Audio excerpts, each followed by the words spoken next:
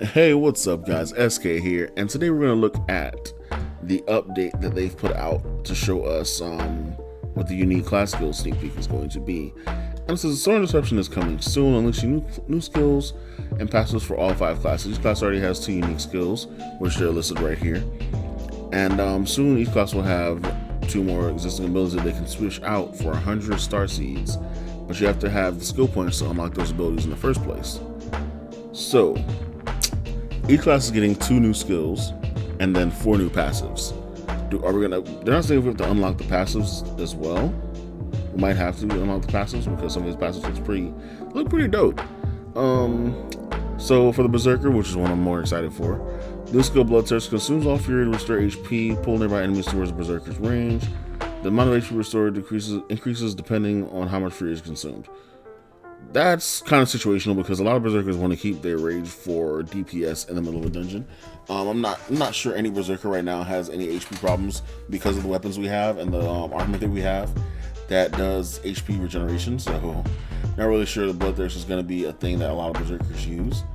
A short dash, quickly move over a short distance, become immune to most attacks for a short period of time during this movement. If this replaces the shoulder charge, or the shoulder slam rather, then yes, I will 100% take this, because I hate the shoulder slam that it takes. First of all, it takes your stamina to use, and it takes your roll to use, first of all. So it takes your roll, it consumes your stamina with the roll, and then it forces you to do a shoulder slam that is really hard to control if you're not really well versed in practicing it. I've practiced it many times. I can still, like, 8 out of 10 I'll land it every time I want to do it in whatever direction I want to do it. And that's me practicing over like since the game has came out, pretty much. Just trying to get shoulder slam to work the way I want it to work. Now the new passives, the True Berserker, using the Rage ability while it's already in effect, will restore 50% of your max fury in exchange for 20% of your current health. I see no problem with that, to be honest. Concussion, shoulder slam now stuns enemies for a short duration. It should have done that in the beginning. Endless Thirst, increased amount of HP restored by Bloodthirst. Fury may not be generated for a short amount of time after using Bloodthirst. I still don't see people using Bloodthirst at all. Prepare attack using short dash with more than 40 fury consumes 40 fury to increase the Berserker's attack power 50% for a short period of time.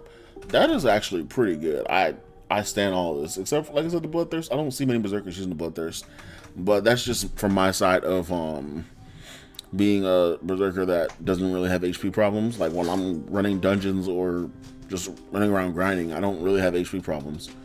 Now Crusaders, I don't know much about any of the other classes because I don't play the other classes.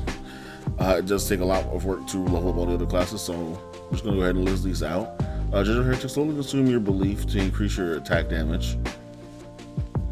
Your effects will last until your belief is expended. I'm guessing that's your resource for Crusaders. That same thing as Berserkers have, which is your stamina. I mean, not your stamina, you like your fury. Piercing shield. Throws a shield that damages all enemy in its path, traveling up to 15 meters. That is a long throw. I don't have a tomahawk. Like, why don't Berserkers have a tomahawk? Anyway. New passive, Iron Skin. Using guard blocks attacks from all directions. So now you get to just stand and block all direction attacks. That's gonna be a stand, of course. Every Berserker, I mean, every Crusader is gonna have that. I feel like that's just perfect. Splinter shield for shield throws and explodes in the shards and damages nearby enemies as well. So they have a shield throw. Wait, don't they already have a shield throw skill as well? So now they have 2 shield throw skills, and then this one explodes and does shatter damage. That's great. Brave Judge, while in Judge the Heretic state, this is the Heretic state, has a chance to recover HP and movement speed is increased. That's cool.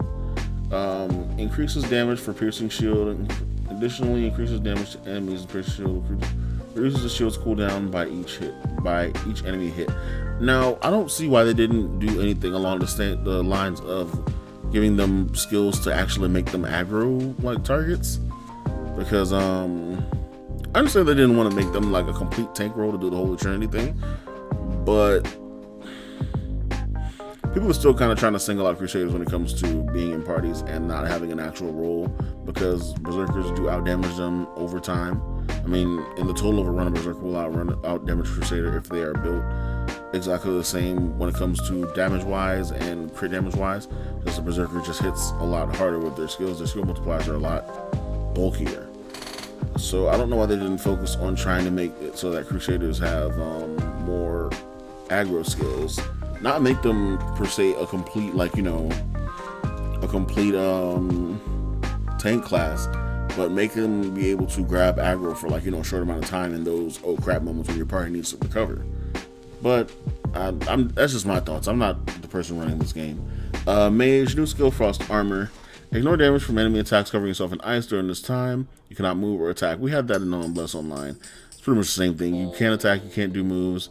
You're probably going to get like 6-7 seconds out of it. I think it was like 8 seconds on Bless Online to where like you don't take damage. And if you do, like you cancel the ability out of it. Like you cancel the ability completely. Mana explosion, consume all your mana crystals to severely damage the enemy. Damage is increased based on the amount of mana crystals consumed. I mean, that's not bad. I don't know what the damage multiplier is going to look like, but it doesn't seem bad. Time distortion, reduce the cooldown time and fortify. Reduce cooldown time and fortify amplification effects for 2.5 seconds for each mana crystal consumed. So that just makes it so that your cooldown's a lot faster. So you can go right back into. Wow, that's stupid. Overwhelming power, concentrate increases movement speed. When the total of mana crystals reaches 10, all crystals are immediately consumed to recover mana for a period of time. I'm not sure if that's really good, to be honest. Like, I don't think mages have that much mana problems, do they? I really don't think they do. Frost Breath. Using Frost Armor consumes all mana crystals and recovers HP based on the amount of...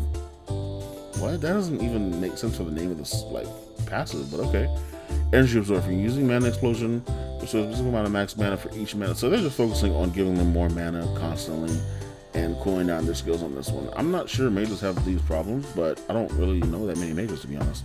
I've seen mages say that they can like pretty much like 4-hit combo things, meaning enemies in PvP, so I'm not really sure if mana is a problem when it comes to that stance. So we're down to Priest now. Another skill called Weakening Earth, corrupt the earth damage, and damage enemies within the area for 20 seconds, so it's probably damage over time type skill. Heavenly Wings, damage nearby enemies and teleport backwards 10 meters. So now priests also have a teleport. Passive, extending earth. Maximum sacred ground effect increases from 10 to 15 meters, so bigger sacred ground, so you can, like, you know, not have to worry about people being all outside the sacred ground. Curse power. Curse targets will be weakening areas effect, increasing their damage by 10%. Wow, that's actually pretty good. You're probably not gonna be able to stack both of those, so yeah, that's gonna suck. But yeah, reduces Heavenly Wings Holy Energy. That was a tongue twister for a second.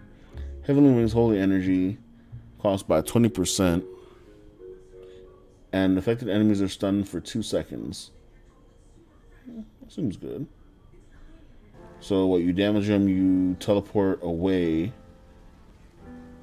and they're stunned, so teleport away and you're good, I guess? I mean, stunned for 2 seconds and you're 10 meters away. Chain reaction, maximum number of enemies, damage by retribution increases. By retribution is increased from 3 to 4. I have no idea what that does, I'm not gonna lie. If you guys want to let me know what some of these things do, like, drop me a message. Or somebody will put like a class skill show or whatever, just to show people's class skills do. So for the rangers, we have extend the claws, kick enemies up to 3 times. The final attack performs a knockback. I hate when they give rangers kicking moves. I really do. Like, what's the point of giving a ranger a melee move at this point in the game? Like, I just hate it. I don't stand for it. Like, I don't know what it is. Flashing arrow fires an arrow charged with light that explodes upon impact, stunning and blinding affected enemies. Now, the stun and blind effects separate timers, or are they going to be the same timer where you're stunned and blinded at the same time? Because while it does make a difference. Because if you're stunned for a certain amount of time and then blinded for a certain amount of time, like how the boss, what's the boss's name? I forgot the name of the boss. What's the boss that's in the Navarre region?